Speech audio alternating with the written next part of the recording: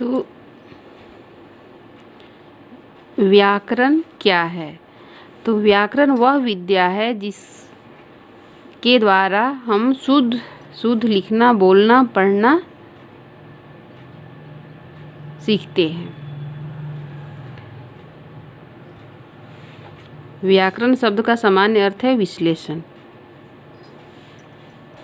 इस तरह से वर्णों, शब्दों या पदों की अलग अलग करके समझना ही व्याकरण है। व्याकरण भाषा को मानक रूप प्रदान कर उसे शुद्ध करता है। जैसे यहाँ पर देखिए, कविता लिखी जाती है या कविता रची जाती है। कविता लिखा या रचा जाता है, तो ये गलत है। रचा जाता है, ये रची जाती है, ये सही है। स्त्रीलिंग पुल्लिंग का फर्क है। पत्र लिखा जाता है, चिट्ठी मिलती है।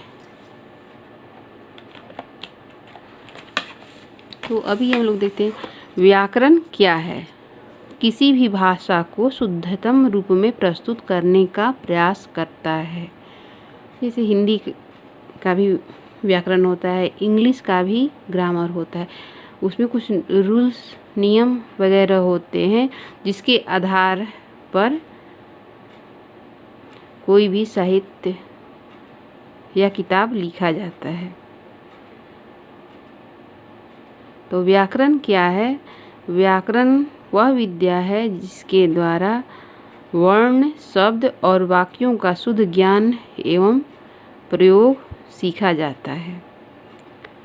व्याकरण द्वारा भाषा का मानक रूप। तो भाषा एक व्यवस्था है जिसके व्याकरण के द्वारा ही बताना संभव हो पाता, जिसे व्याकरण के द्वारा ही बताना संभव हो पाता है। अब है व्याकरण का अंग। तो व्याकरण का अंग है वर्ण, विचार, वर्ण, शब्द, पद और वाक्य। तो पहले हम लोग देखेंगे वर्ण क्या है।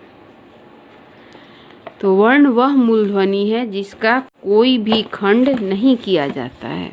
वर्ण वह मूलध्वनि है जिसका कोई भी खंड नहीं किया जाता है। इसको हम लोग चैप्टर। तो वर्ण क्या है? तो वर्ण भाषा की वह छोटी सी छोटी मूलध्वनि है जिसका कोई खंड न किया जा सके। जैसे ओ, आ, कहल, पहल, चहल, दहल, तहल आदि।